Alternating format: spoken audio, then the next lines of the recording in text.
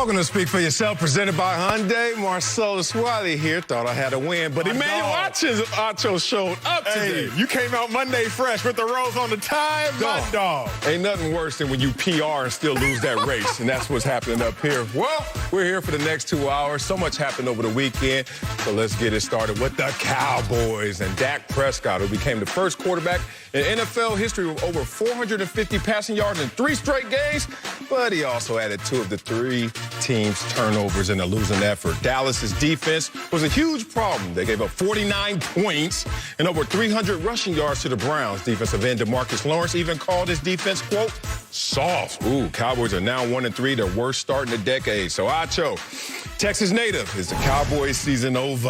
Man, Marcellus, based on Cowboys' expectations, their season's over. Really? Based on what Mike McCarthy said just 2 months ago, September 1st, he said, we're in this to win a championship. Make no bones about it. Based on what Zeke said September 1st, I mean, this is probably the most talented team I've ever been on. Just look at the depth chart. Based on the Cowboys' expectations, their season is absolutely over because the Cowboys have 3 fundamental issues, and 2 of which cannot be fixed. They have a schematic issue based on their defensive coordinator, Mike Nolan. I'll get into why he shouldn't have a job here in a little bit. You doing that already? Just in a little bit. Give me some time. They have a talent issue. Just based on the roster, if you look on it, they don't have elite NFL talent where they need it. But lastly, they got a heart issue. And that's the one that kills me. Because they got dudes out there on defense, Marcellus, who just don't want it. This first block is going to be action-packed. And I'm going to come out here guns blazing. Odell Beckham makes a phenomenal play.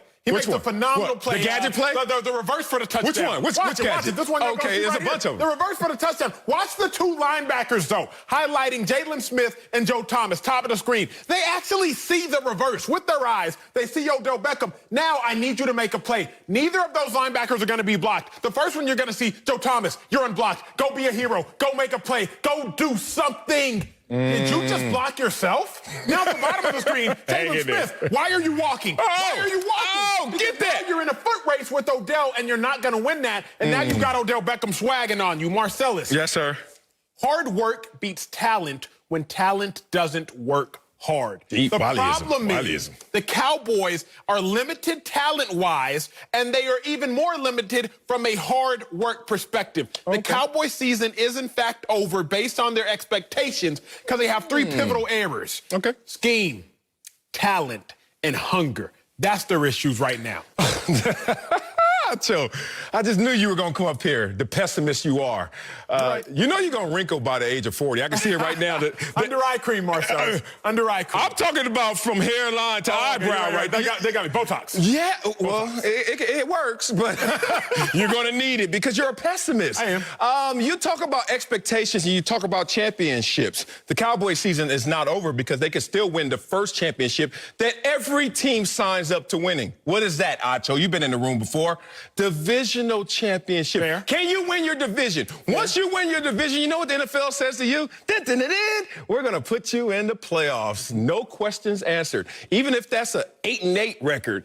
Even if it's in the NFC East, 7-9 record. So the Cowboys are still in the hunt. You are half a game back from a team that you get to see twice going forward. Guess what? You're not out of it. So for anyone who say the sky is falling because of the Cowboys right now being behind the Philadelphia Eagles, don't know football. Now, let me bring it to my expertise, which is my experience. I'm waiting. You're looking at a guy, an optimist, who has been there before.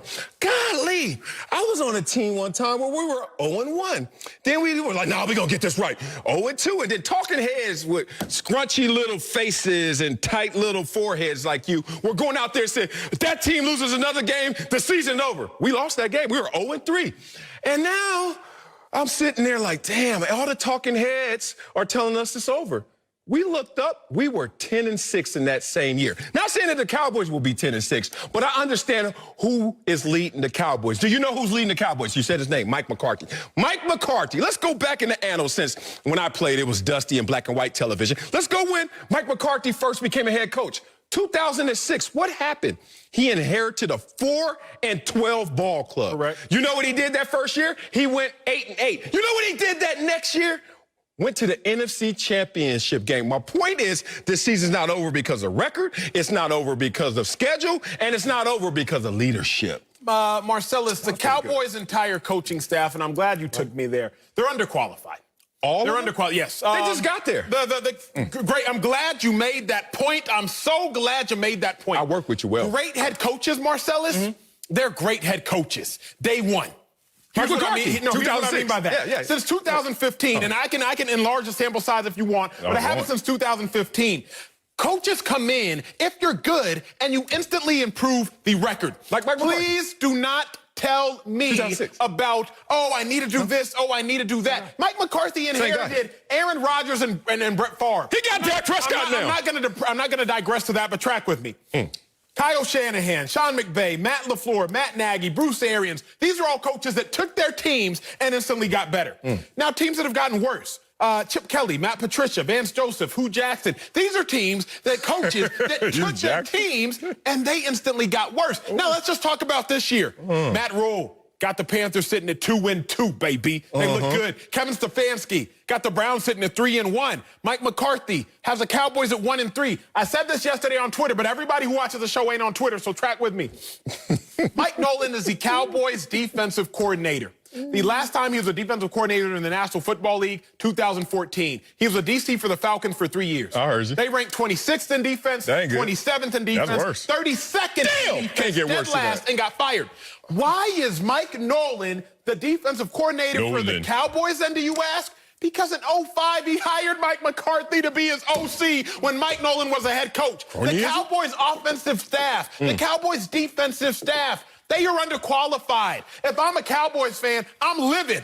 Because Jerry Jones, I've entrusted you to make the right decisions. Mike McCarthy, we've entrusted you to make the right decisions, and you're not. You're hiring dudes that are underqualified, but they scratched your back once upon a time, so now you're sitting here rubbing theirs. Oh, wow. That was deep. That was your cornyism? Is that how you like to do it all the time? Oh, you're looking out for your friends and all that, even though that happens everywhere, even at the top. Patriots, Bill Belichick's son is on staff. I don't know how He's not running a defense. I don't. Nor is he running the offense. No one is running this defense. Mike Nolan. Except the Cleveland Browns rushing attack is running this defense. How the hell you give up 307 yards and the best running back got hurt early? That is tough to swallow. But you don't know what's interesting when you give up all your statistical data. And I noticed something about you. You love statistical fallacies. You commit one of the criminal acts of giving stats, which is omission. You omit things, and then you say, look at this right here. And I'm like, if you just look to the left, you can see it all. Here's the point. The Dallas Cowboys, despite them getting more attention than the dynastic Patriots, have not had the same level of expectations as the New England Patriots. But we talk about them a lot more. We're talking about them right now in the A block. So here's the thing about the Dallas Cowboys. You need to understand, maybe because you're from Dallas, you're so far in the forest, you can't see the trees. The Dallas Cowboys have not been to the playoffs in consecutive years since when, Acho? 2006, 2007. Why do I bring that up? Because if you now hire Mike McCarthy to fix a situation, one, you got to give him time, and two, you got to realistically understand what that situation is. This is not a team that every year they're in the playoffs and all of a sudden, we're 1-3, what shall we do? This is a team that usually, if they're in the playoffs, they're not the next year. Please be realistic, brother. The Cowboys have gotten worse. That's my problem. How they get worse? But because they don't even play complimentary football. Oh, now you get into my lane. Let me talk to you about this point. They've actually gotten worse. The first point is very simple. Mike McCarthy, you know your defense is terrible. Why do you know your defense is terrible? Because I know your defense is terrible. Because Marcellus knows your defense is terrible. Because the whole free world knows your defense is terrible. So Mike McCarthy, protect them. Okay. What do I mean? The Packers defense actually is worse than the Cowboys defense. How are they worse, Sacha? Packers defense gives up 6.6 yards per play. Cowboys defense only gives up 6 yards per play. So then how come the Cowboys defense looks worse? Because we see them more often. Packers defense time of possession. Packers possess the ball on average 36 minutes a game. Opponents 24. But the Cowboys only possess the ball 26 minutes a game. Opponents 34. Why am I bringing up these statistics? Please tell me Not to get you lost in the weeds, but to say this. Head coach for the Packers says, man, our defense is bad. but our offense is good, so we're going to hold on to the ball and protect them. Head coach for the Cowboys says, man, our defense is bad, but our offense is good. Let's get into a shootout. Play complementary football. Mike McCarthy is exposing his biggest vulnerability, which is his defense. So my problem is very simple, Marcellus. The Cowboys' issues won't be fixed because their head coach can't fix them. And in my last lap, we got to talk about the Cowboys' pride issues. We got to talk about the fact that they got about 3 to 4 defenders stealing. Just straight stealing. Bank robbery, just straight up stealing. Well, this ain't our only block about the Cowboys, and you certainly know I will go there in terms of stealing because I am a culprit of stealing. I know what a thief looks like, and I've been a Dallas Cowboys thief before, and I'm noticing I'm not alone looking at this defense this year. But what you're talking about them regressing, I will admit, why are they regressing? Because of the contract signed by some of these players that are not living up to the name. Now, the regression is interesting because usually you get a balance, at least a counterbalance of the greatness of Dak Prescott in terms of production, in terms of yards, in terms of what he's doing historically. And then you get a defense like that. So when you walk out on the field, and you've been there before, we meet offensive meeting room, defensive meeting room. And there are weeks when you're like, hey, y'all got to put them up this week. We got hell. We know what we're facing.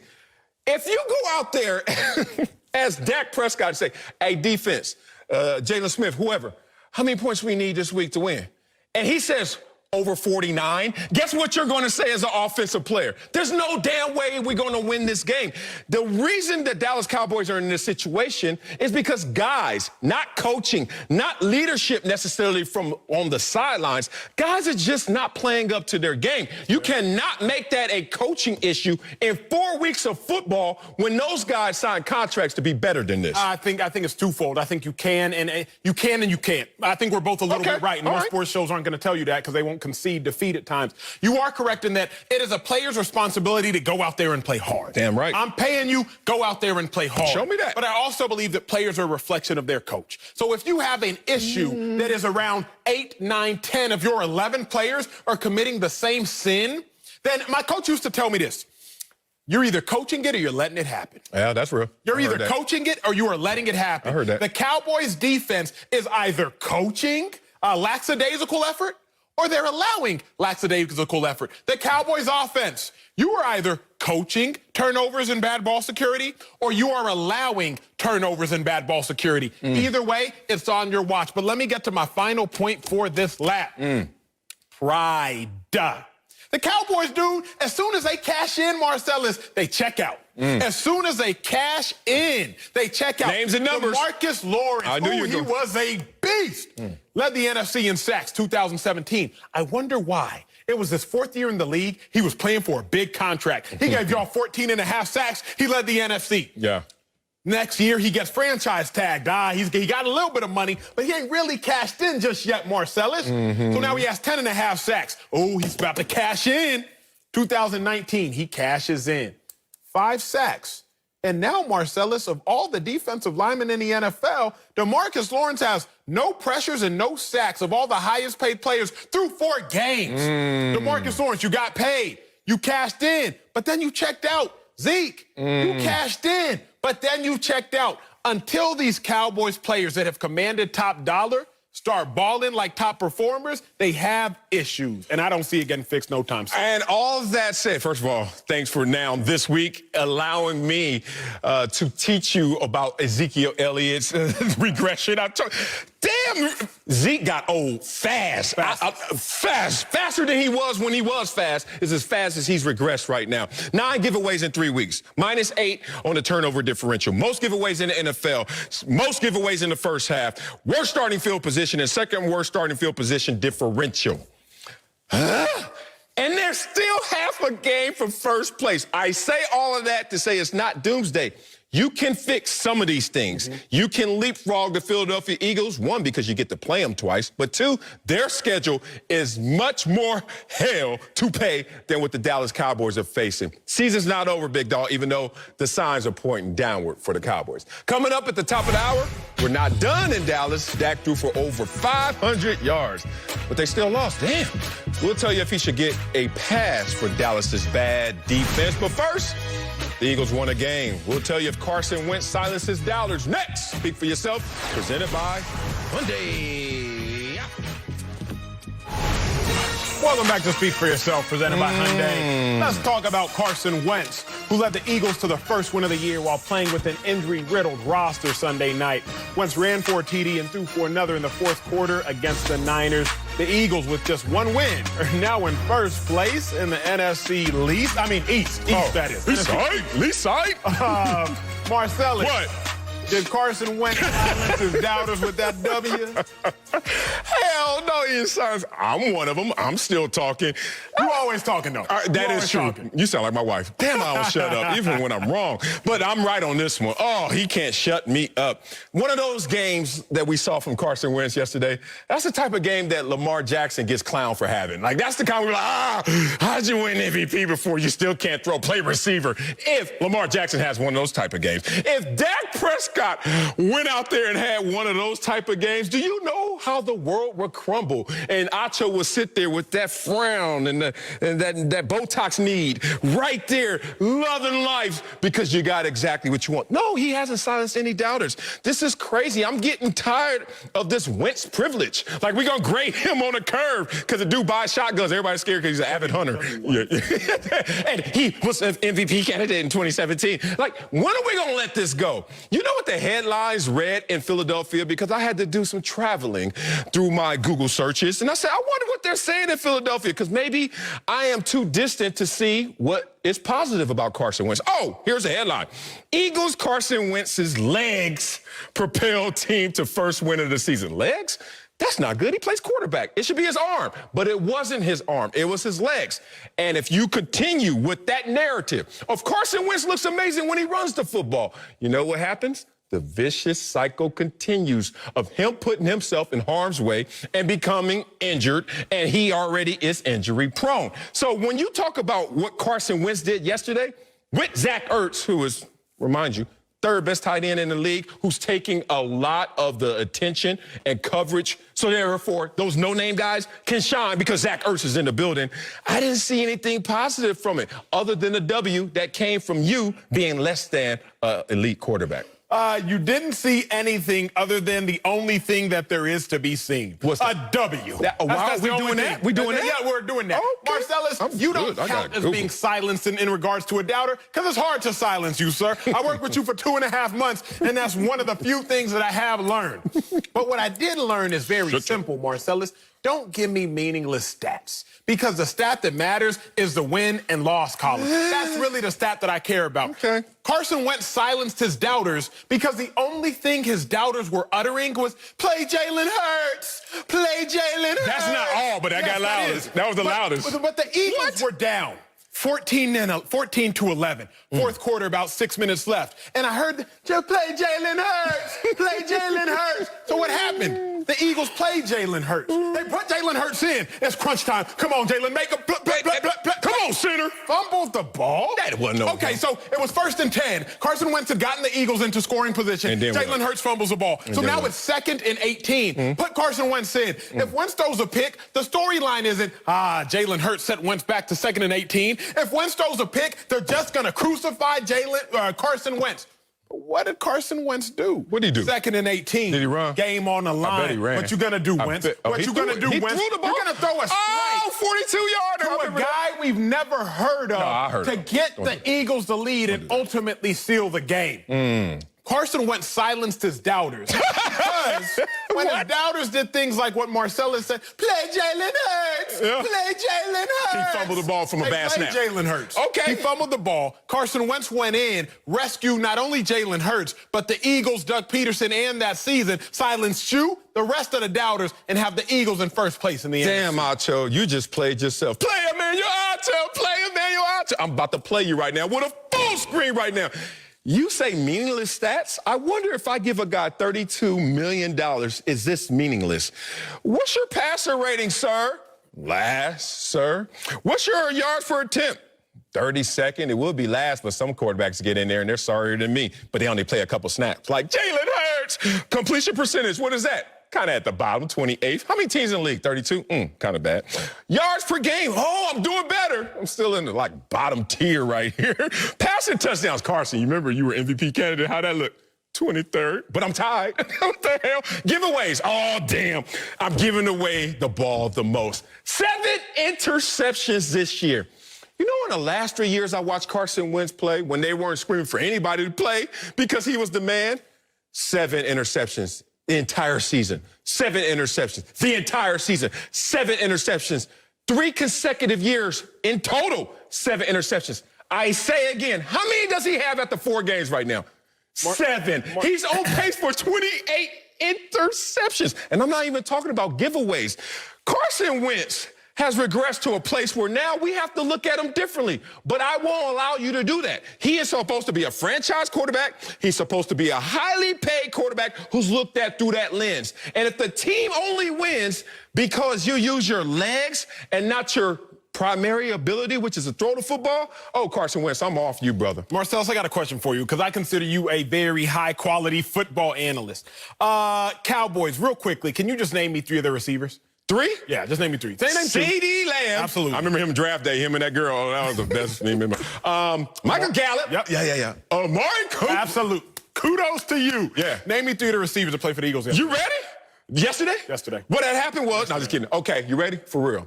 And then whoa. Don't do that to me, Ward. Did he play?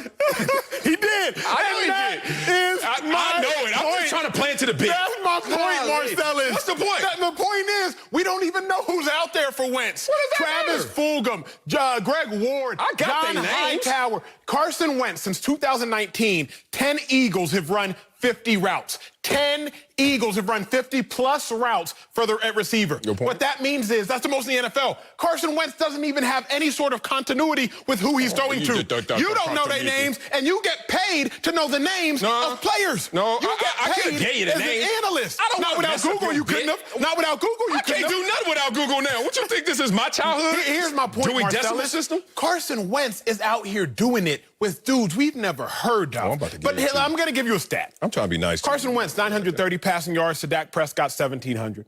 Carson Wentz, 4 passing touchdowns to Dak's 9. Carson Wentz, 1,000 total yards to Dak Prescott's 1,800. But if the season ended right now, only one of those quarterbacks would be in the playoffs, and it wouldn't be Dak Prescott. It's very simple. What the hell you just say after week 4 of the playoffs? It's very simple. What am I doing? The Eagles and Carson Wentz have somehow miraculously found a way to get the job done right now with the limited stuff that he has. And stop Googling the Eagles receivers' names. Oh, you already made my point. I am not Googling their names because I could really kill you on that. I could start going into top 5 quarterbacks right now in terms of yardage or quarterback rating and say, Gardner Minshew, 3, and you'd be like, Google. See, that's my point. I'm not going to do that. I'm going to do this. Have you ever been in a contract negotiation? In the NFL? No, I wasn't that valuable. I'm going to be real. I love my dog. You know what happens? They say you can't hide behind our record, bro. When it's time to talk about you, we got to talk about you and nobody else. And all I'm saying right now is the evaluation of Carson Wentz is, okay, you guys got to win. Absolutely. But Carson Wentz, the evaluation of you being the reason we win, because of you, not in spite of you, no one can sit there and not have criticism for him, especially the coaches and the brass in this organization. Like, just being real, all bits aside. Woo! I got cut from not being a top 3 DN to middle tier 15th. I got cut because they were like, you can't show us this and then show us this. What the hell you were MVP candidate less than 3 years ago, and now all I see is last and 30 seconds. Let me ask you this. You gotta have. Let me ask you this. On, bro. Did Carson Wentz? Were you impressed by Carson Wentz yesterday? No.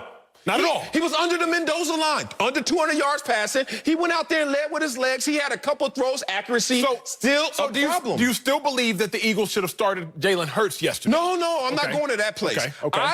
My whole thing with Carson Wentz has been, put him on the sidelines, let him get a different perspective of the game and see things from that perspective. A TV timeout. Put him back in, 1, because you have to because of the dead cap and how much he's making. But 2, he may all of a sudden feel a sense of urgency, a clarity to his position.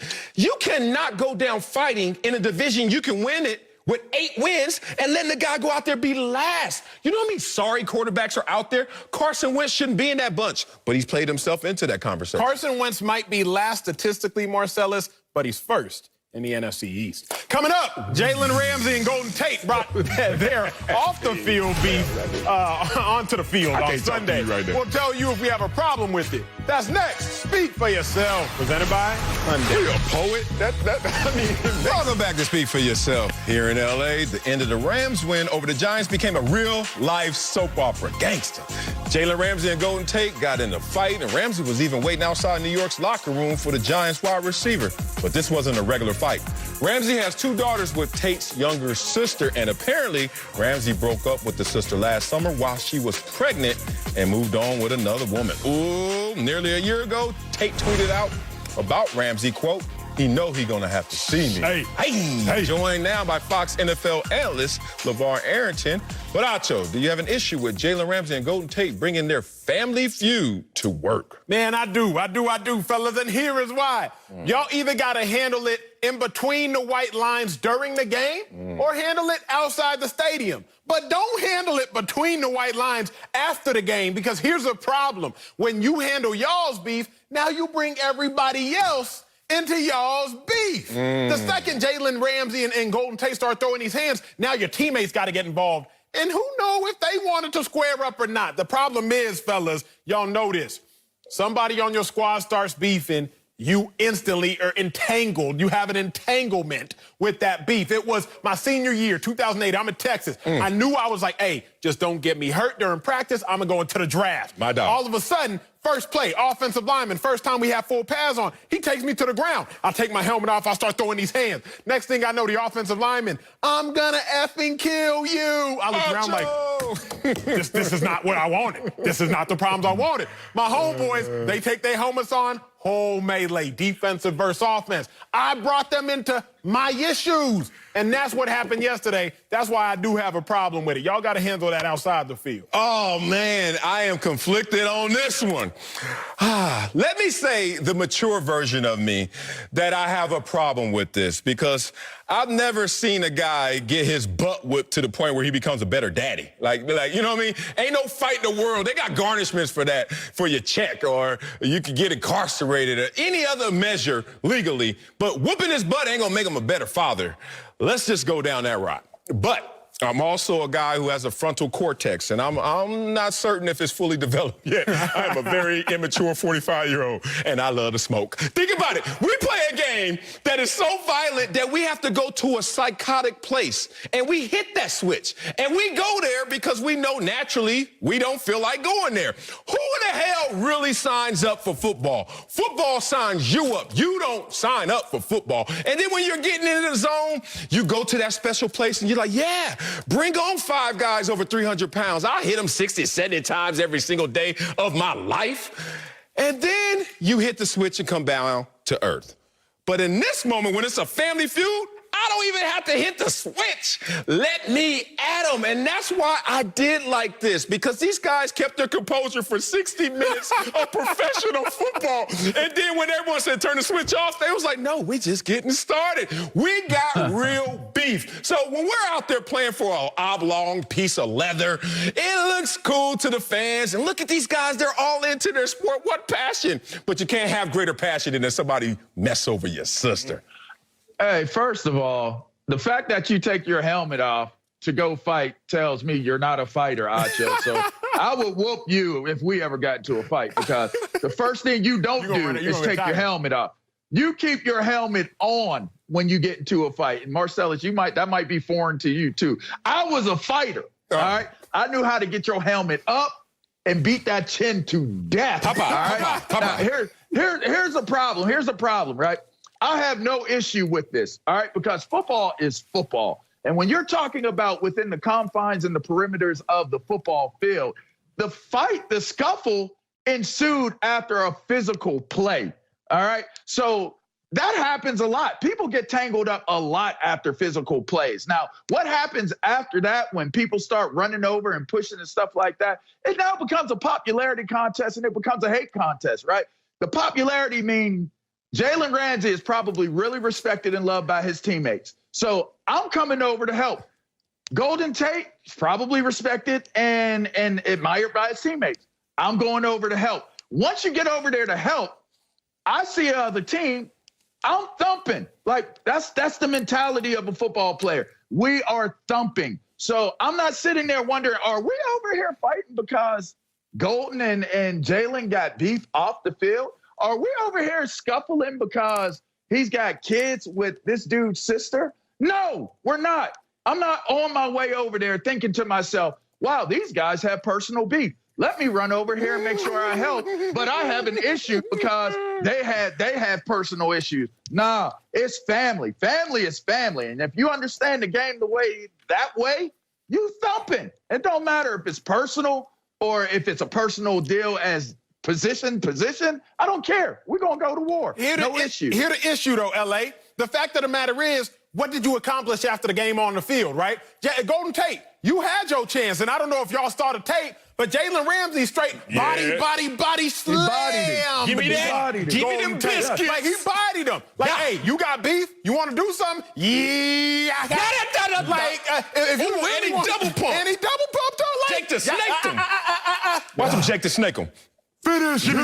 Give me that. Like, y'all had y'all's opportunity. And Jalen Ramsey, he did what he wanted to with his opportunity. Golden Tate, if you really wanted to make him hurt, have more than 4 for 20 on the day. If you really wanted to make him hurt, send him to 2-2. The Giants beating the Rams, that would have been a lot more embarrassing than whatever melee took place after the game. So I understand the beef, and I'm not necessarily mad at the beef, but don't do it during the field, L.A. Don't, because now you drug a whole bunch of people into it who didn't even want to be there.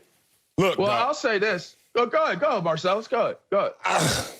He up here grandstanding. Like, I told them suits getting real tight and starting to cut off some of the circulation to his dome, and he forgetting where he came from. Because he know damn well, first of all, he keeps his helmet on. He keeps his helmet on. Yeah, I have 2 sisters.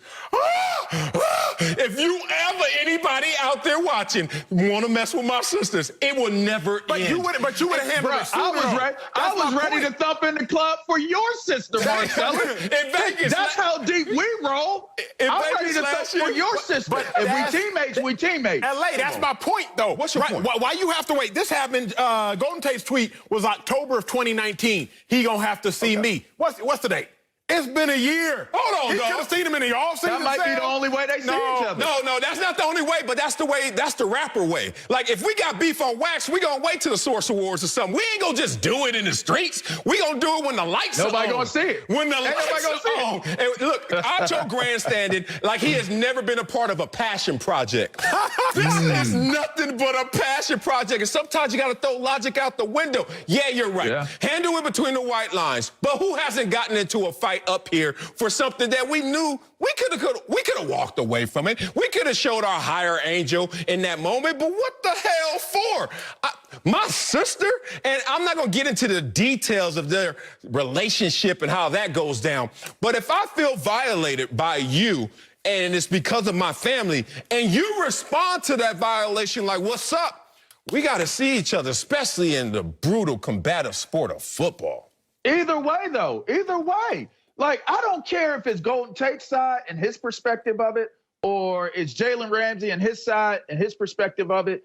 If you my people, you my people. And morally speaking, maybe the compass isn't pointing in the direction it should be pointing in, but sometimes it is what it is. I have been in plenty of situations when the game was over and we standing outside about to go to the bus. Everybody's able to meet. Families are there, wives, kids, da-da-da. Some cats make it their business to settle the beef in the outdoor areas, in the tunnel, right? But and that happens quite a bit. L.A., that's my point. Even if you settle that scrap up in the tunnel pregame, honestly, scrap on the field pregame before the pads is on when you can really do damage before the game actually starts. But you gonna wait until you just got whooped, Golden Tate. But that wasn't a real thump. But that wasn't a real thump that took place on the field. That was more of a like that.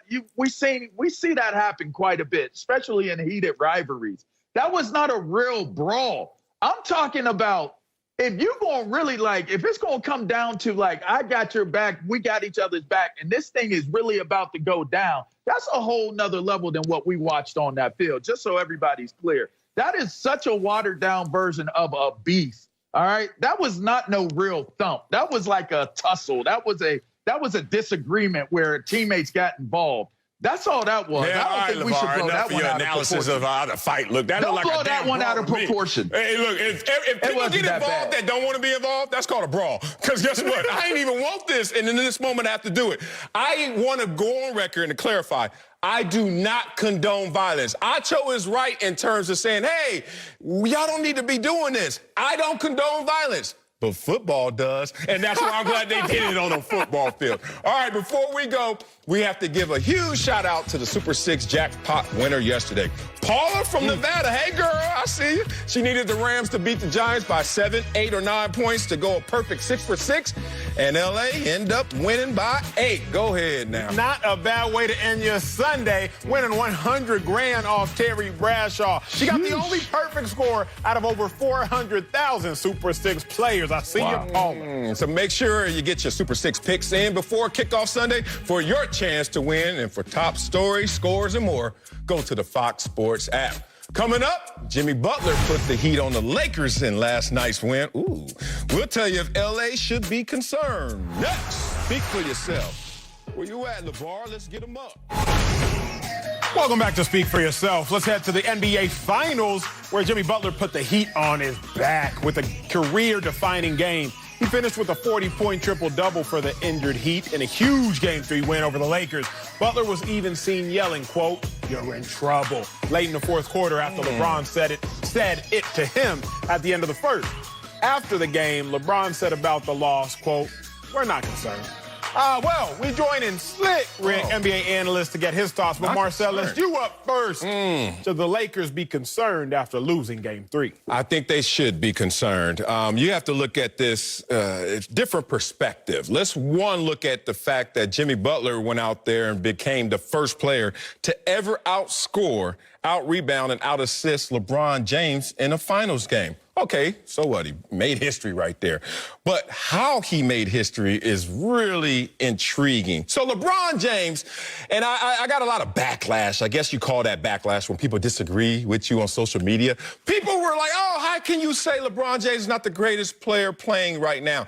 One, he's in the GOAT conversation. Two, he's the only great player that is still active. Respect to you, Jimmy Butler, but not on LeBron James's level. And I told you guys then, it's because LeBron James is choosing when he wants to be the greatest player playing. And that's when I know that you're not the greatest player, because when you're young and you're full of that adrenaline and full of that young juice, you do it every single time, every single play, every single game. But when you get older, you got to pick your spots. I'm going to show you right now LeBron James picking his spots. Game 4 against the Nuggets, when the Lakers were up 2-1 and they knew that they needed this game right here. Look at LeBron James as he wants the activity of Jamal Murray. He wants that responsibility, and you can see LeBron James making it happen, making those series stops right there. Won the game for the Lakers, made it 3-1. Look at last night, Game 3 against the Heat. LeBron James, same responsibility, but LeBron James is now starting to tap out of that. He doesn't want that responsibility. Seeing Jimmy Butler coming as hot as Jamal Murray, but deciding, nah, not right now, because I'm an old man who has to pick his points, pick his spots. And as you see him not fighting through the screens the same way he did in the last series, is to my greater point. Why should the Lakers be concerned?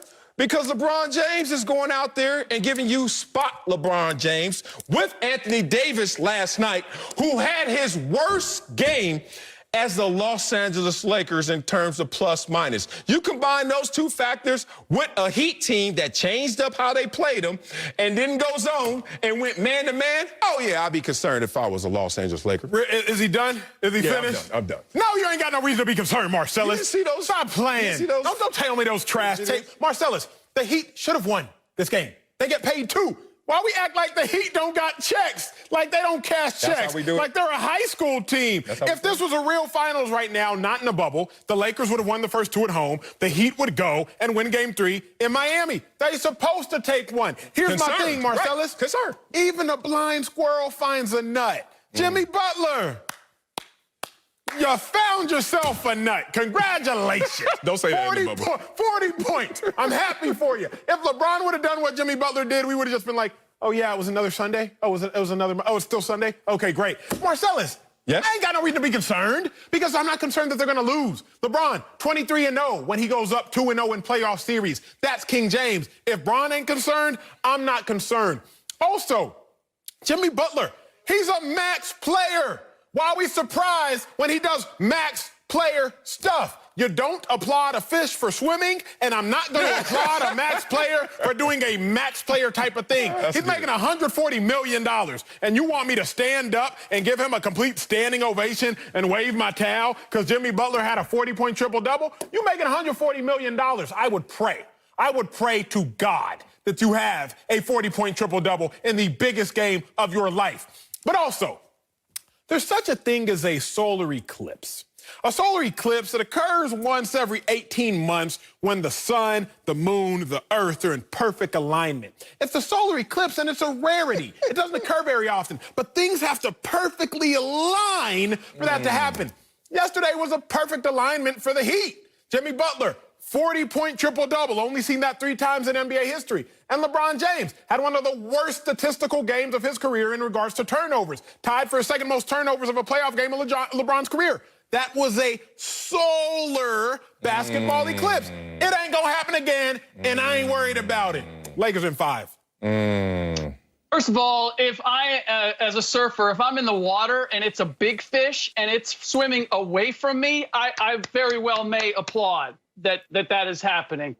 Second, if I can't applaud the obvious, then I guess I can't applaud Acho for pointing out the obvious here, which is, yes, everything came together perfectly. We had a Jimmy Butler historic night. Oh, that's perfect. We had Miami making some very interesting adjustments, playing with desperation, and then ultimately we had foul trouble with Anthony Davis. I've said it from the very beginning. The Lakers are a top-heavy team, and they need both Anthony Davis and LeBron James in full effect in order to make everybody good. That didn't happen last night. They only had one of them, and maybe not even a full one of them in LeBron James, since we also had 8 turnovers.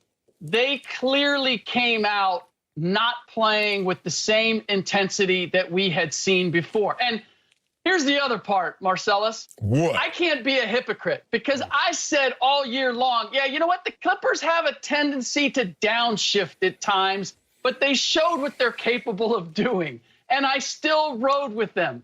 The Lakers have demonstrated throughout these playoffs that they have the same instinct. They've done it every damn series where at some point they don't give you their A game for whatever reason. You could make the case they didn't give their A game in the first 5 minutes of this series. So ultimately, has it cost them? No, it's cost them a game. It hasn't cost them a series.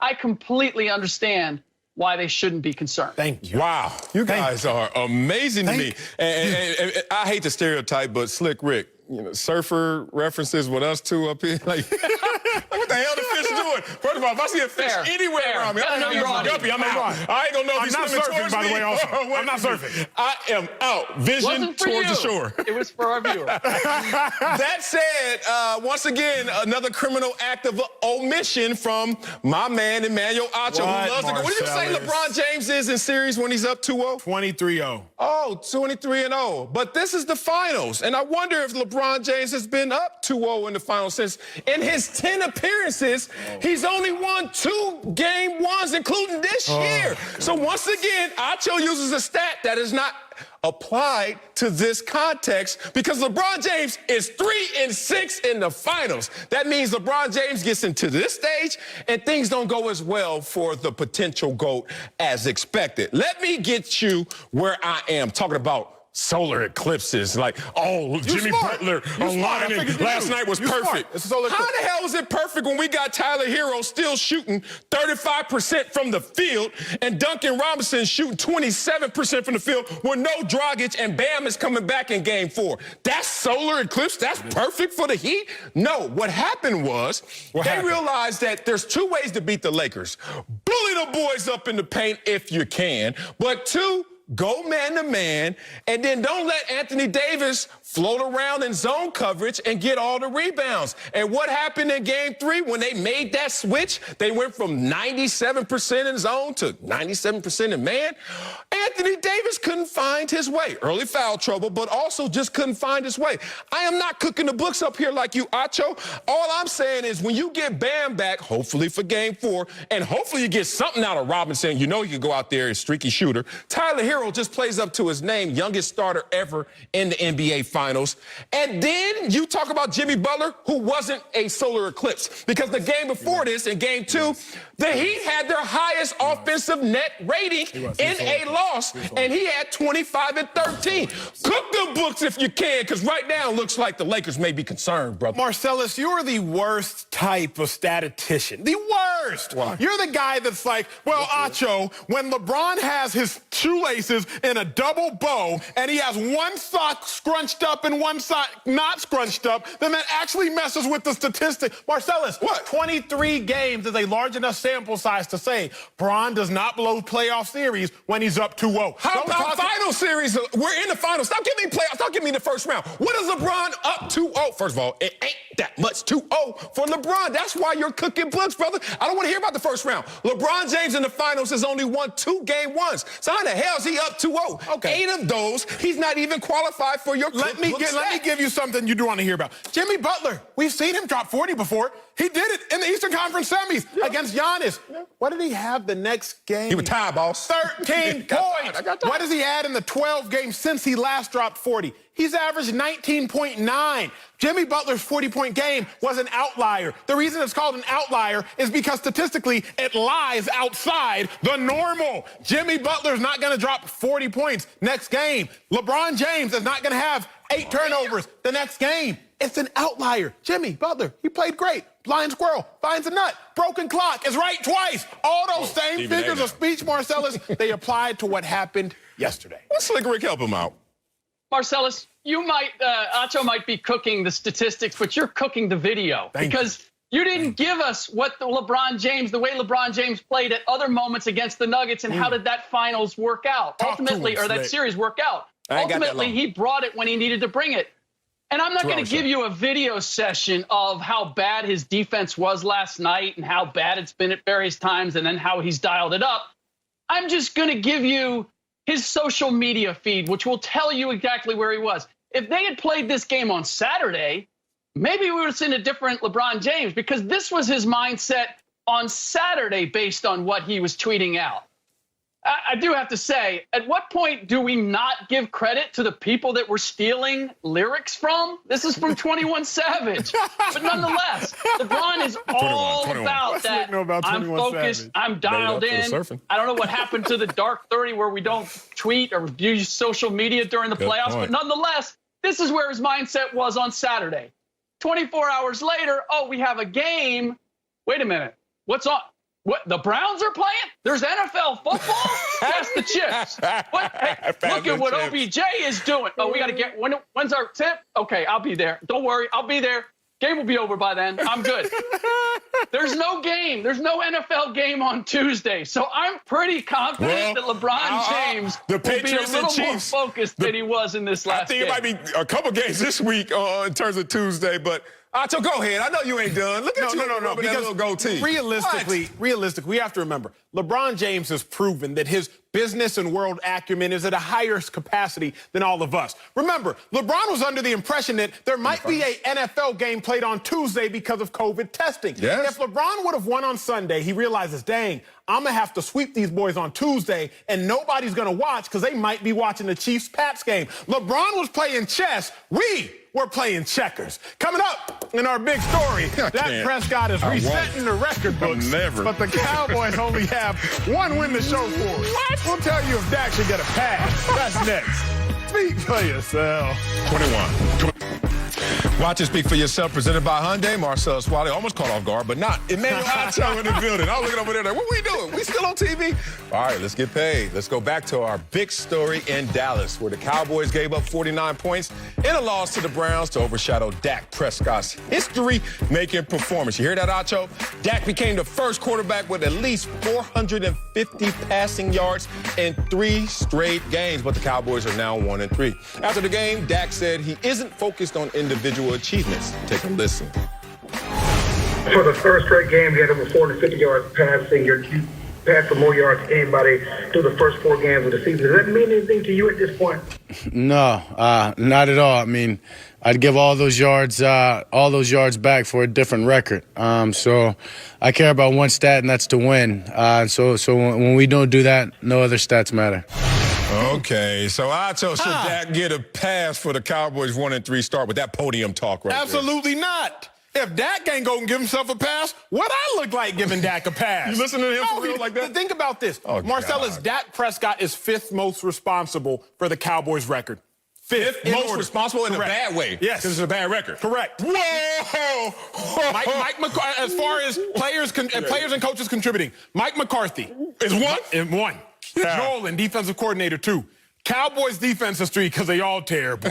Zeke is 4 and Dak Prescott is 5. But Acho, Dak Prescott is on pace for 6,700 yards. How could he be to blame? Yeah. Track with me, Marcellus. I'm tracking. Falcons game is 0-0. Dak Prescott, you go out there and you fumble, Falcons score 7-0. Seahawks game, Dak Prescott, you go out there and fumble in your own territory. Seahawks recover it. Browns game is 14-14. Cowboys have a lot of the momentum. Dak Prescott, you go out there and fumble, and now it's 21-14. Zeke fumbles, 28-14. Here is my problem. Y'all rock with me at home. We tracking? For whatever reason, Marcellus, we don't view quarterback sack fumbles as a quarterback's fault. I give you that. You feel me? It's the offensive line's fault. They shouldn't have got beat. A little bit of that. Quarterback throws an interception. Oh, that quarterback is terrible. But when the quarterback fumbles, we're just kind of like, we'll throw that one. That's a meaningless stat. Yeah. Think about this. Dak Prescott is 3rd in the NFL in turnovers. What'd you say? Did I say that out loud? What'd you say? He's 3rd in the NFL in turnovers. Carson Wentz is number 1 with 8. Daniel Jones is number 2 with 7. Dak Prescott, number 3, tied for number 3 with 6.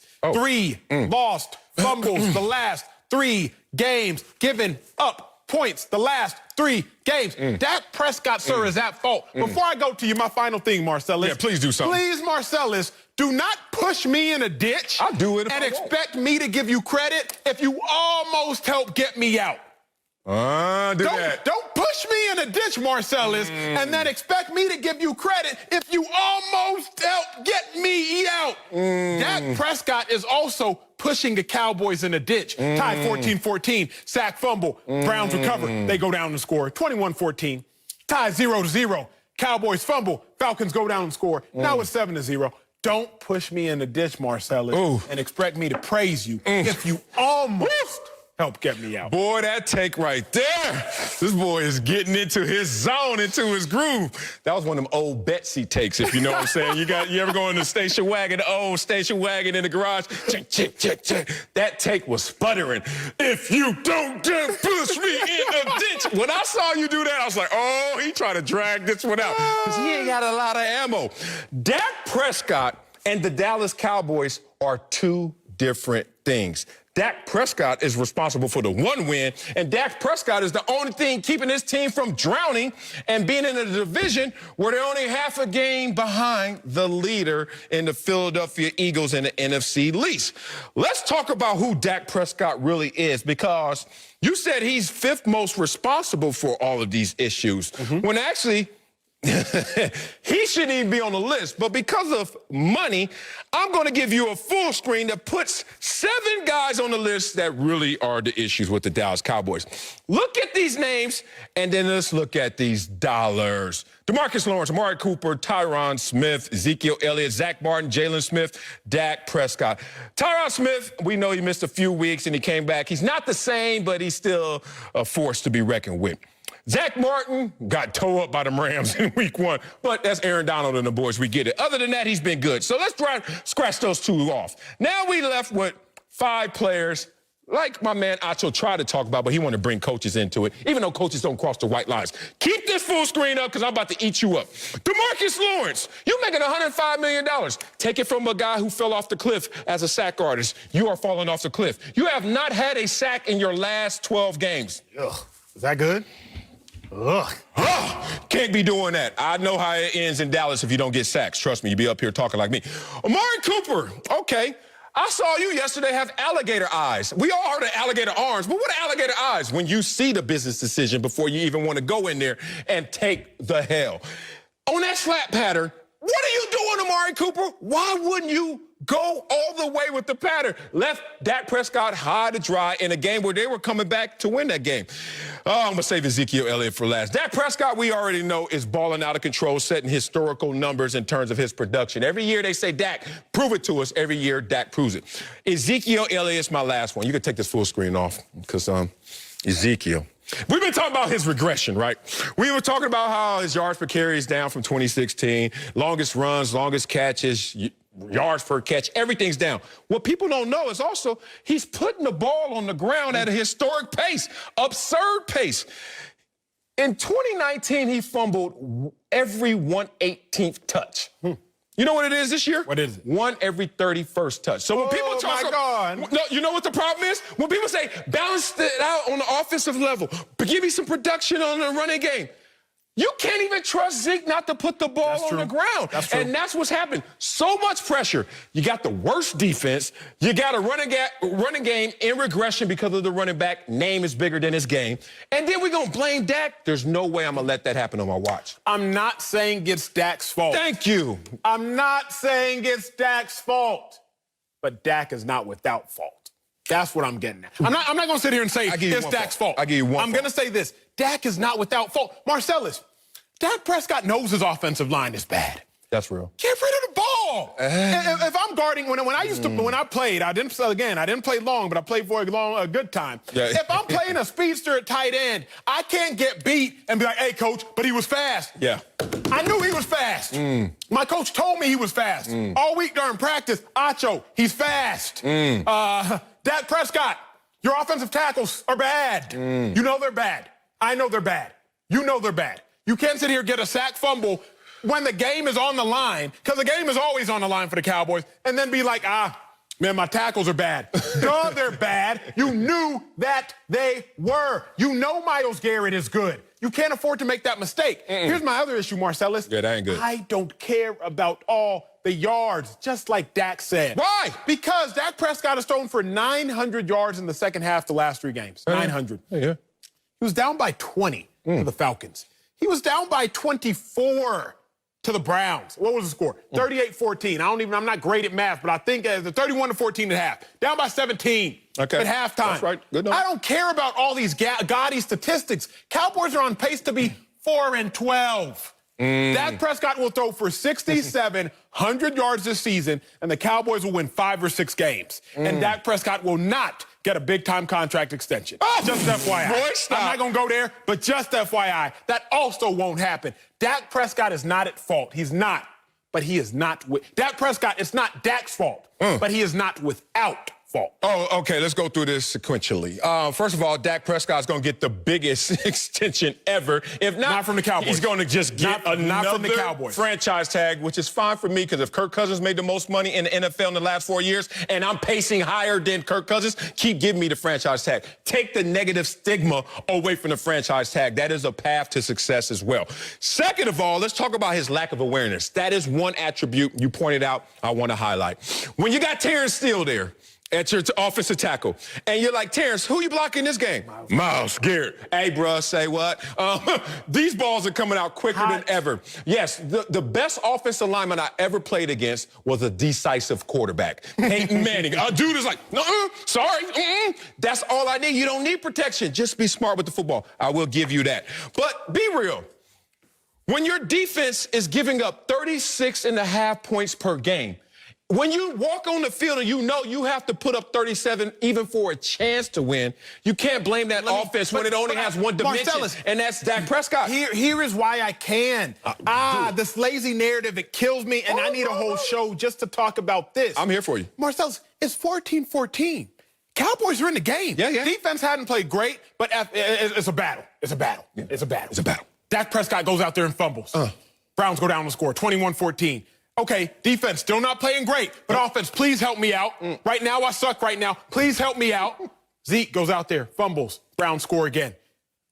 Yes, the defense is giving up a lot of points. The Cowboys offense, Dak Prescott included, is not helping. You know what it is. A short field, much harder to play defense on. 7% chance you score a touchdown if the offense starts inside their own 10.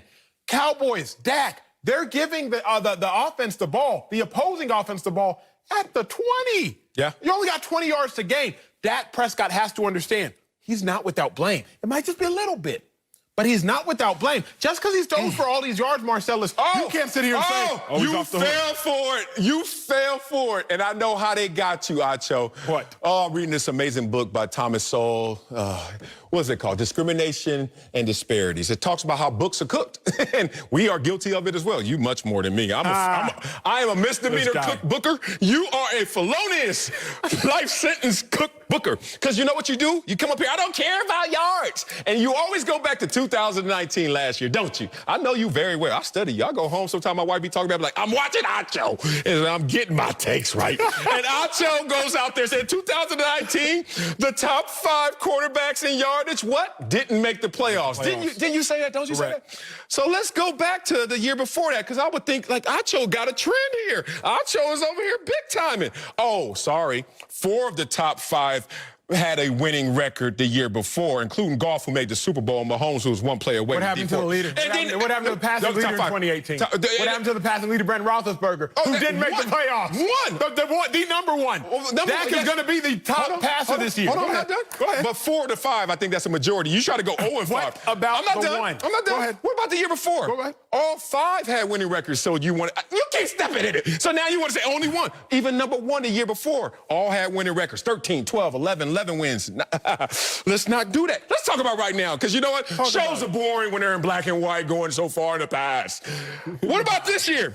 Oh, number 2, number 3, and number 6, if you like Tom Brady still, all have winning records, including 2, the 4-0 teams. There's only 2 of them. You know that, Acho, right? No Google. Those 2 are in the top 5 in passing yards. For you to dismiss passing yards, for you to put a negative stigma on Dak and what he's doing in a historical performance, is you not doing your job, brother. Mother, may I? I think that's the game. Mother, may I before I speak? Marcellus, let me just drop the mic, and it'll end up being this blue pen that actually matches the suit. Let me drop my mic with this, Marcellus. What you got? Since 2010, if you pass for over 400+ yards in a game, Don't do this. you're 69, 86, and 2. Since 2010, if you pass for more than 400 yards, you're 69, 86, and 2. Dak Prescott, in his 3 highest passing yardage games, he's 0 and 3. You say what you will, but these stats, they don't mean everything now, Coach. Boy, I've never done a tease shot right here in the heart from a mic drop like that, but I'm going to try. Oh, he got me. Coming up, let's be honest, the NFC East is really bad, as Acho calls it. Terrible. NFC least. Terrible. We'll tell you if the Eagles are the best of the group next. Speak for yourself, presented by Hyundai. Whoa! Welcome back to Speak for Yourself. Now, you're looking at LeBron walking off the court, but we're going to get to that later. Because we got to move to the NFC East, where the season hasn't been great for any of the 4 teams. But honestly, we can talk about LeBron now, because there's always good times to talk about LeBron. Nah, let's go to football. All right, baby. Keep me up to date. The Eagles are in first place after winning their first game of the year last night behind Carson Wentz's 2 touchdowns. Phillies leads the division. They currently have a combined 3-12-1 record. Philly about as confused as we were just. I was about to say, but they still got the W like we about to. So, Marcellus, yes, sir. Are the Eagles the best team in the NFC East? No. What a layup. And I can't play basketball, despite the appearance. I am sorry as hell in basketball. But if you give me this shot, I'm making this 11 times out of 10. Hell no. They have a half-game lead in a division where we know they're not the most talented team. And what does Acho beat me in the head with every single day in terms of what a quarterback's job is to do? Win games, right? Win games, sir. Okay. And then you say a team is reflective of what position? Quarterback. It's quarterback. Absolutely. Carson Wentz is their quarterback. If a team is reflective of their quarterback, are we reflective of a quarterback that has the most giveaways in the league this year? The worst passer rating in the league this year? And 32nd in passing yards per attempt? Are we reflective of that? And if we are, then we're not going to win this division. But beyond that, because I knew that was just going to hit you, but that was going to graze you. You got a big chin. You can handle that. Here's something that you can't handle. The schedule. Going forward, you must see the Ravens. Ravens. And then 3 games in a row, which I can't wait to do the show during these 3 weeks. I might come in here just bucket naked, like no suit on, just laughing with Eagles paint on, because they got to play the Seahawks, and then the next week, the Packers, and then the next week, the Saints. It will be over by then. When they see the Saints and Drew Brees in his short self and he can't play. Oh, he looked good yesterday. When they have to go through that stretch run right there, it will be a wrap. This won't be a conversation. But right now, you got a little meat on the bone to chew on, but there's no way this team is the best team in that division. The Eagles are the best team in the NFC East, but that's not saying a lot. Let's not saying a lot. Now, I didn't say the Eagles are the most talented team in the NFC East. No, of course I said the Eagles are the best. Last year, Marcellus, the Cowboys were by far and away more talented than the Eagles. Again. The Eagles made the playoffs. 2018, the year before that, Eagles weren't all that talented, made the playoffs. 2017, after decimated by injuries, the Eagles were surely not that talented, but they won the Super Bowl. So I'm not saying that the Eagles are the most talented team. What I am saying is very simple. The Eagles are the best team. Why? Because they also have the best head coach, a Super Bowl winning head coach who also deserved his Super Bowl, cough Mike McCarthy. But let me talk real quick. Oh, what? We questioned Marcellus, Doug Peterson, when he should have won the game against the Bengals. Doug, why did you play for the tie? But that very same tie that Doug Peterson played for is the reason the Eagles aren't tied in the division. They're exclusively leading the NFC East. Wow, because Doug Peterson played for a win couldn't do that also? A win couldn't do that. A loss with a lot risk-reward. But let's talk about this. Okay. Doug Peterson, why in God's name did you go for 2 yesterday after your first touchdown? Going for 2 is the reason the Eagles won the game. Riverboat. Because you went ahead, and now the 49ers had to play catch-up the whole time. Then they have to go for 2 at the end of the game. They miss it, and now you're up by 5 instead of being up by 3. Doug Peterson is just a better quality coach. But finally... Then who? Than anybody else in the Then Mike McCarthy? Don't even fix your lips to mention Mike McCarthy as a good head coach until he proves something to you. Please don't even... He has a Super Bowl championship. Aaron Rodgers has a Super Bowl championship. A lot of people have a Super Bowl championship. Don't even fix your lips to say the name Mike McCarthy as a good head coach. Give him back to Tom Brady. You have done Belichick has a winning record without Tom Brady. Mike McCarthy does not have... In New England? I'm about to say, you didn't watch Cleveland. Thank you. I saw Belichick I'm not going back to 1955, Marcellus. I've been coaching forever. Goodness gracious. Keep going. Stay on track. Okay, I'm tracking. What's wrong with you? Keeping track. The Eagles can fix their issues. That's what it comes down to. They can't. They can. They can. Think about it. The Cowboys, Marcellus, they're pretty screwed. Sean Lee is hurt. Sean Lee's been hurt. Van Der Esch at linebacker, he has a neck. Back in November. Van Der Esch at linebacker, he has a neck issue. I played linebacker, you played defensive end. Neck issues. I love Van Der Esch, but I am questioning his whole career. Tyron Smith. That Wayne played a long He's been hurt for 5, 6 years. Whereas Deshaun Jackson, Alshon Jeffrey, Jalen Reagor, soft tissue injuries, can come back from those. The Eagles can actually come back from their injuries. Oh, really? And what gives you such confidence? The loss to the Washington team? Oh, no. Tying the Cincinnati Bengals with a, what was that? Not only a rookie, what was he in his 3rd game ever? 2nd game ever? Tie that sorry team. Oh, and then I look at the Cowboys. Not only do they get to go against your team twice, the Eagles, and I know why you got so much love for them. They hooked you up. That's where you got that. They cut me 5 times by the age of 25. But that's where you got your money. Where was the dusty Mercedes at? See? The Mercedes was all black rims, black tint. Where was it? It was in Philly. Okay, that's where you... I went to have the Benzo or Beamer. So don't act like you didn't get some money out there. I know your numbers. And here's the thing. How are you going to do better when you get confidence off of tying the Bengals and losing to Washington, where the Cowboys, they get to see the Cardinals? They get to see the Vikings and those same lowly Bengals, even though they looked a little better yesterday. Here's the point. Schedule matters, talent matters, and also new situation and system. Doug Peterson, despite the injuries, has continuity. You have a former elite quarterback that has now regressed to the point where he's dead last, not even hyperbole, dead last in some categories in the NFL, where Dak Prescott not hyperbole, is #1 in categories. You are what your quarterback is. That's what you say. That's why the Cowboys win this division. Let's have a real conversation, my brother. It's just me and you. Not that wouldn't. Okay, turn the because cameras off. the football team isn't in the conversation of the Giants. Can we eliminate them? They go. Like, can we? Okay, boom. They've eliminated. They're over there fighting at the game. So the debate really is between the Cowboys and the Eagles. That's what the debate is about. Who's the better team in the NFC East? Let me ask you this. No. Washington? They don't know who they're going to start. Y'all lost to Washington. How are we going to get rid of them? They don't know who they're going to start. But y'all lost to them. Let's rap. Let's real rap. The Cowboys, are they overachievers or underachievers? Under. All day. The Eagles, are they overachievers or underachievers? They're over. You know the answer. The Eagles, are they overachievers? Correct. Now? In the last 3 They're 4 close years. to being over. Since Doug Peterson got there, the Eagles overachievers or underachievers? I don't know. Dog, don't do this. I went through the Andy Reid era when I used to play for the Cowboys and other teams, and we were like, nope. They went to 5 straight NFC Championship games. No, I'm saying based on roster. Okay. You look at the Cowboys. I give them barely overachievers. Thank you. Yeah. The fact of the matter, I'm not saying the Eagles are more talented. Please make no mistake. I much rather would have CeeDee Lamb, Michael Gallup, Amari Cooper, Ezekiel Elliott, even Dalton Schultz on the defensive side of the ball. I'd rather have DeMarcus Lawrence. He had 14.5 sacks 2 years ago. What sense? Everson Griffin, 13 sacks 2 years ago. What sense? I'm saying defensive end, Brandon Graham, the Eagles defensive end, most sacks he's ever had in a year is 9.5. Yeah, the potential for the Cowboys, it is stupid. Yeah. Like, the Cowboys have more talent, but for whatever reason, the Cowboys consistently underachieve. If we were arguing about who's more talented, Dallas Cowboys all day. But the question is very simple. Are the Eagles the best team? And the Eagles are the best team because they actually are a team. The Cowboys are comprised of individual superstars. Wow. It's rare that, 2 former players, so rare that it's never happened, 2 former players host a daily show. Absolutely. And it's even rare to have a topic that hits us in the heart. We can try and leave our bias on the side. Eagles had you in that dusty Benz, and the Cowboys had me out there robbing them for money I ain't earned, right? So this is a topic that's really dear to our heart.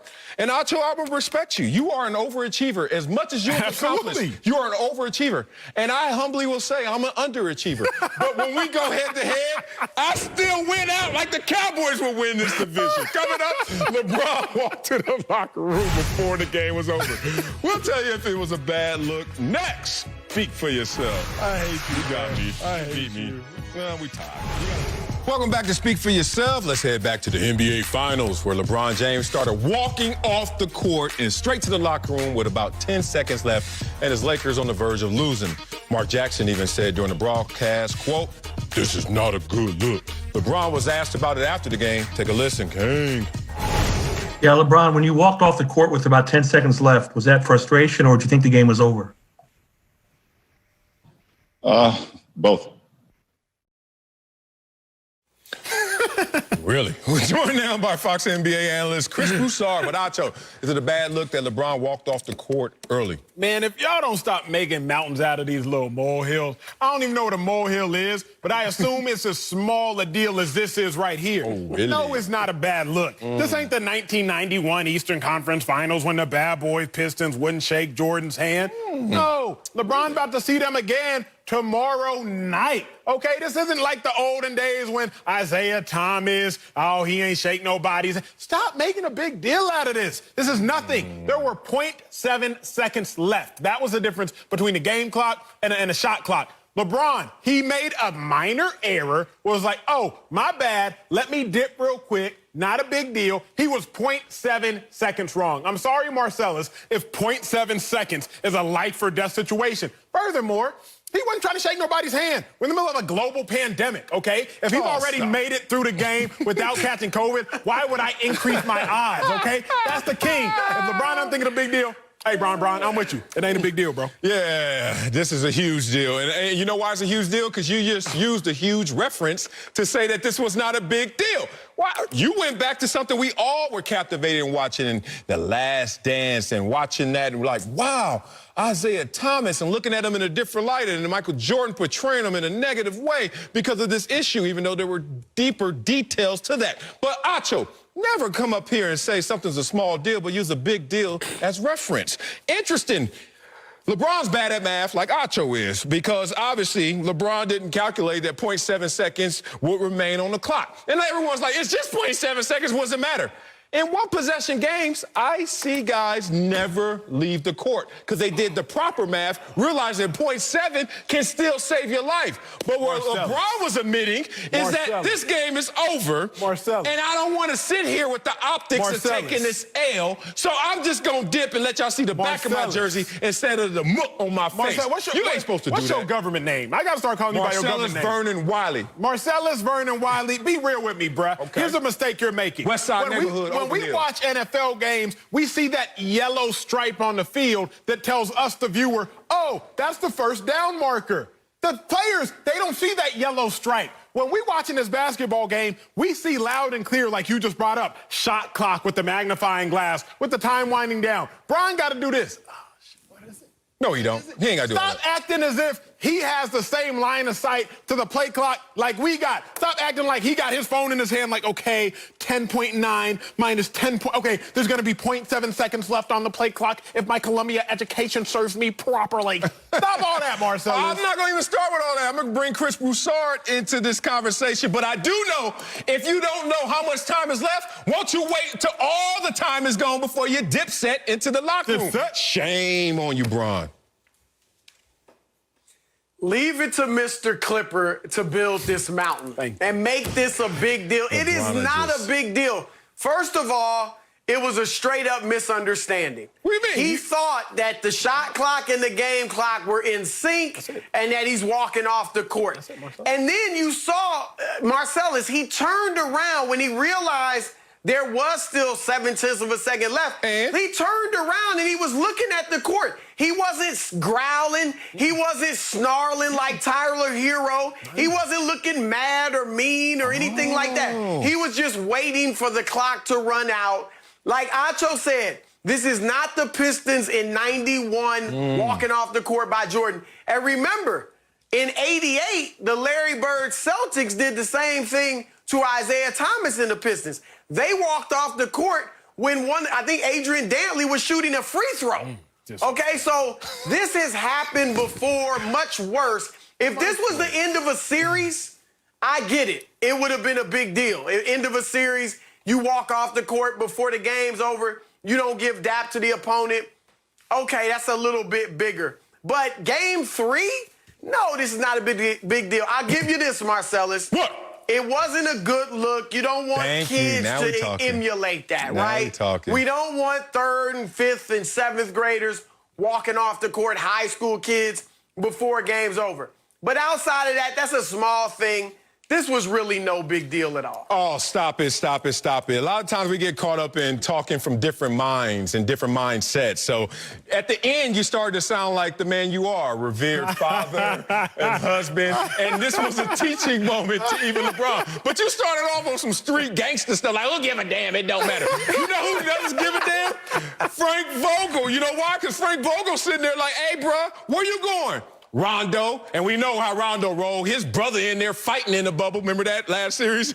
So Rondo don't give a damn. And then Kuzma just begging to be a part of the big 3. He walking off the court with him too. Me too, Brian, I'm coming with you. Versus Frank Vogel sitting there like, hey, dog. You know he can't say nothing because LeBron will get him fired. But he like, okay, Caruso, Green, Dudley, go in the game. Got to make that transaction for no reason except his leader, his king, it decided that I don't want the optics of looking like a loser in this moment. I don't care if the series is over. If the game is not over, you take the W and you take the L the same way. What a little higher character than what Marcellus, bro, be real. Kuzma was in the locker room before LeBron. That's what I'm saying. When Kuzma got there, LeBron was already in that joint, already about to take his jersey off. But we're not talking about Kuzma. I just brought his name up. How you gonna say that? The only reason we're making it a big deal is because it was Bron. Furthermore, Marcellus, my sophomore year, right? We go to a national championship. Thankfully, I started, but there was a chance I wasn't going to get into the game. But high school or college? College. Okay. When they asked me after, to say, hey, you won a national championship? You played national championship? Did you play? Sometimes you got to be like, man, I ain't even get the opportunity. But you got to lie. You got to lie. Think about this. The Lakers are going to win a finals. Now, when people ask Jared Dudley, did you play? Dudley ain't got to lie. LeBron was thinking in advance. LeBron was like, look, if I leave early, Dudley's going to get on the court. Oh, it's a podcast Now thing Dudley ain't got to lie when the females in the club how many minutes did you play? Did you play? I was in there. No, now he can say with his chest, Yeah, I was on the court, game 3. They're not going to check. Kudos to LeBron. Oh, God. Help him, Chris. Look, Marcellus, you think you're throwing shade at the Lakers, all right? Your rival, all right? You're not. You're really hurting the Heat. Because LeBron James is going to see this clip. He's going to see all the criticism. He's going to see how everybody's making this a big deal. He's a bad example for kids and this and that. And he is going to put it on Jimmy Butler and the Miami Heat. And you will be upset. You should have kept your mouth shut. Oh, it's no big deal. LeBron's cool. That's whatever. That would have helped your Heat maybe pull off another upset. Now, LeBron going to have an attitude. Man, it's about to be on. It's over in 5. First of all, this ain't no Lakers shade. I'm over here sitting here in my Lakers purple representing my city as it's in the NBA Finals. And the only thing LeBron gonna see is some more of that man-to-man defense and them 8 turnovers he committed. I don't give a damn about him. Game 4, Bam is in the building with that man-to-man defense. LeBron needed to be focused on that.